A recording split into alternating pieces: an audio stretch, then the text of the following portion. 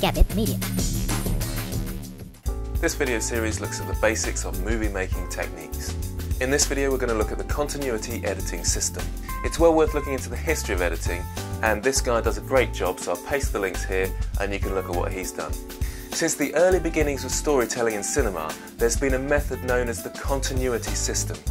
This was a group of techniques that led the viewer through a story and had become the conventional way of filming and shooting a movie. The main objective here is to try and get an invisible edit or the invisible cut. The purpose being to allow the audience to be drawn into the movie without thinking about filming or editing. The first technique is the simple cut, like that. Going from one action to another or one scene to another. You can even jump cut like I do in my videos, like that. It's really common in blogging because it hides the mistakes.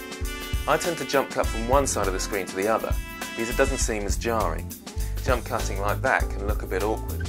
It seems to really highlight the edit. The jump cut's not often seen in films.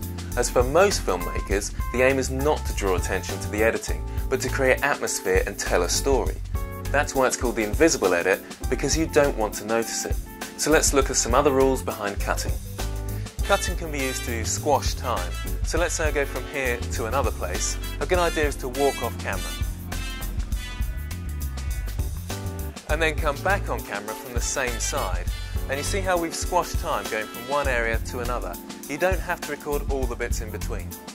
Another thing that's important to recognise is the angle of cut that you cut to and from. So if I go from here over to here, that should be fine because that's more than 30 degrees. But if I cut from here over to here, that won't work because it's less than 30 degrees. So you must have over 30 degrees between your cuts. Another important thing to think about is fades and when to use a fade. If we use a fade as a passage of time, let's say I'm going to meet you here tomorrow. And then we're back. The fade should show a long passage of time rather than the cut. Obviously it's not tomorrow, but you get the idea. A match on action is all about getting continuity in your cuts. So it's mainly... So that cut should have been seamless. It's the invisible edit that we're trying to get. Another important aspect of the continuity system is the order in which you put your shots when introducing a new scene.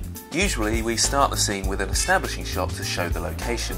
Then if there's a location within that location, like a cafe inside a building, we might again establish this with a very long shot. Then we can enter into the scene and maybe start to pick up some of the dialogue with a medium shot or medium close-ups. If there is dialogue between two people, we'd probably go to the shot reverse shot, as shown here, but we'll talk more about this later.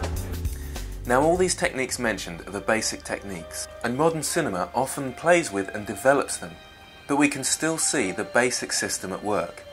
Take the opening titles and first scene to the film Leon.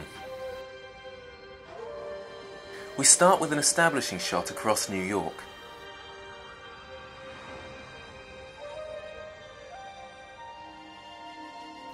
Then there's another establishing shot showing that we're in Little Italy. Then we see an establishing shot of the restaurant where the first scene takes place. So they followed the techniques so far. Interestingly, they go straight to a very close-up. So they've missed out the long shots and mid shots of the characters.